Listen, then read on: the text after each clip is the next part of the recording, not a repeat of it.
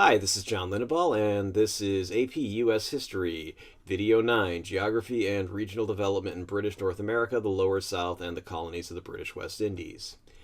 If you like this video, please don't forget to like, share, and subscribe.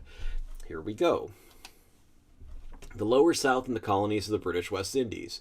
The British Deep South colonies, Carolina and Georgia, and the West Indies were different from the other American British colonies, mostly because they were located at lower latitude, closer to the equator. So the Deep South and West Indies colonies had common characteristics that were different from the other British American colonies in that the Deep South and West Indies had longer growing seasons, so they could grow more staple crop exports, and they usually had much larger plantation type farming farms. Yes, they had farming farms. Okay, anyway, they used slave labor on these huge farms, these plantations. Population of the Deep South was smaller than that of the Upper South, and enslaved blacks often outnumbered whites. By mid-1700s, there were twice as many black slaves as there were whites in South Carolina. I should have listed South Carolina here, but anyway, you heard it, so there you go. Sugar and slavery in the West Indies. Barbados was the most profitable colony in the British American colonies. Settled in 1630s, the Barbados plantations succeeded by growing sugarcane.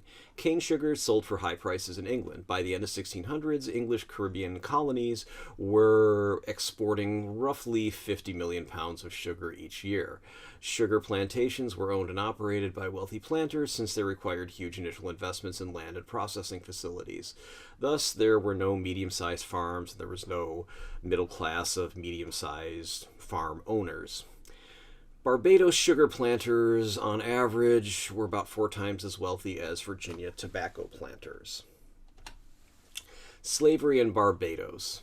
By the end of the 17th century, Barbados's population was 75% slaves, compared to less than 25% in Virginia. The average Barbados sugar planter owned 115 slaves, which was much more than the average Virginia planter. Plantation work in the Barbados was hard work in the hot sun. Slaves in Barbados were less likely to form families, since slave men outnumbered women slaves by about 2 to 1. So not much in the way of families there. Carolina. Carolina was established by King Charles II in 1663. Charles II regained the crown in 1660 after losing it, and rewarded 8 nobles who had helped him in that effort by granting them land south of Virginia, which you can see would be the Carolina colony here. The proprietors, that is the people who were given the charter to the colony, recruited planters from Barbados to actually settle it. The initial settlers of Carolina were planters from Barbados, as I just said, bringing the same plantation system from Barbados. As such, Carolina's economy was more like Barbados than Virginia. Carolina continued. The wealthy Carolina plantation owners couldn't find a crop as lucrative as sugar to grow, but eventually settled on exporting rice by the late 1600s. Northern and Southern Carolina's economies diverged starting in the 1670s and 1680s. The economic division led to political division, and North Carolina and South Carolina officially became 2 separate colonies in 1712. If you've heard this before from watching these videos, that's because you've already watched AP US History Video 6, Geography and Regional Development in British North America, Virginia, the Carolinas, and Maryland. If you haven't watched that, I suggest you do. South Carolina officially became a royal colony in 1719 and continued with its Barbados-like slave economy. Georgia. Georgia was the last of the original 13 colonies to be founded. Britain was concerned about other countries claiming American land and wanted a buffer colony between South Carolina and Florida, which was a Spanish colony. So you can see the Carolinas here, you can see Georgia, and you can see Florida. So you can see that if the Spanish had wanted to try to attack South Carolina, they would have to go through Georgia here. So the British granted James Oglethorpe a charter to establish Georgia in 1732, and Georgia was established as a paternalistic colony for the deserving poor, such as imprisoned debtors. So paternalistic, think parents. Like, I know that you people are losers and you ended up in debtor prison, so we're going to take you from debtor's prison and put you to work farming in the Americas in this place called Georgia. There was no representative democracy. All males were required to serve in the military. The plan seems to have been to establish an army from debtors, other poor people from England, to protect South Carolina's plantations by farming and doing military operations in this place called Georgia. Georgia continued. The problem is few people met the deserving poor requirements set by Oglethorpe or whoever set them, so Georgia was settled mostly by planters who brought slaves. In 1752, Oglethorpe abandoned his project and just gave Georgia back to the crown, so it just became a royal colony. Did you find this video useful? If you did, please like it and subscribe to my channel. Neither action costs you anything. You'll be alerted about my new videos. Why do I care? Well, it's simple. YouTube doesn't let me share any ad revenue unless I have 1,000 subscribers and 4,000 hours of view time in a year. While many people are watching these, I don't have 4,000 hours of watch time. I also don't have 1,000 subscribers at this time. For the same reasons, you are not only welcome but encouraged to share links to this video, put it in playlists, etc.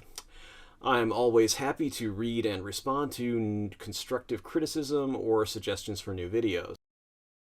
I'd appreciate your input. I also reserve the right to delete comments from and block those who specialize in destructive criticism as opposed to constructive criticism. People always like to say, oh, you should accept constructive criticism. Well, I do, but I'm not into destructive criticism, which is just criticism for its own sake, or stuff put there by trolls who just want to get attention and cause trouble. And I'm also not interested in seeing anything that's off topic, so please don't use my comment section for spamming or just venting whatever disturbed, I don't want disturbed people posting there, I guess is what I'm trying to say. Anyway, you can hire me for tutoring.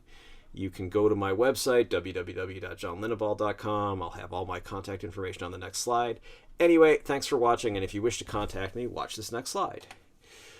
Facebook. You can always go to facebook.com/Linneval Tutoring. Instagram. You can always go to instagram.com, john.linneval.tutoring. Phone, 415-623-4251. That's a cell phone, so you can send text messages to it if you like. Email john@johnlinneval.com. Website www.johnlinneval.com or www.johnlinnevaltutoring.com. Testpreparation.locals.com is my locals.com site. Please consider subscribing to that. That's one way to help support this channel, is by subscribing to my locals.com site. Mail. If you want to send me something by postal mail, John Linneval Tutoring, 1859 Powell Street, number 109, San Francisco, California, 94133. And finally, note, this is not a substitute for your classes, text, etc. This video is based on the Barron's AP United States History Review Book, 4th edition, and any other sources listed in the video description, and my general knowledge of U.S. history.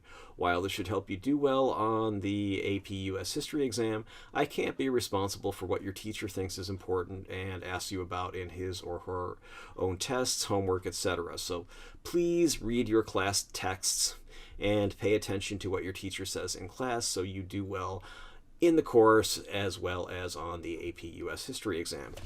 All right, have a great day.